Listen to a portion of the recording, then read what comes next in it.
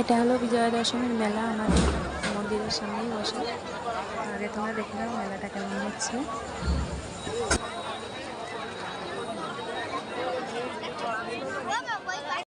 আর এই হলো আমরা মেলাতে ঢোকার আগে রাস্তা দিয়ে যখন আমি আর মেয়ে যাচ্ছিলাম, ওর বাবা আগে থেকেই ওখানে ছিল মন্দিরের সামনে। আর এটা হলো আমার লুক, কেমন লাগছে আমাকে অবশ্যই জানাবে।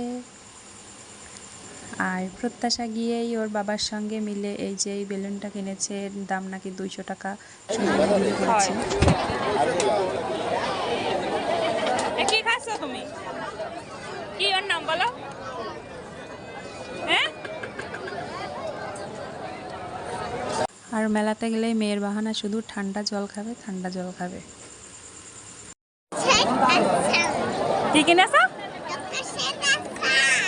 ও ডক্টর সেটটা দেখাও। ডক্টর সেটটা দেখাও। আর মেলাতে আমি তেমন কিছু কিনিনি, এগুলো কিনেছি,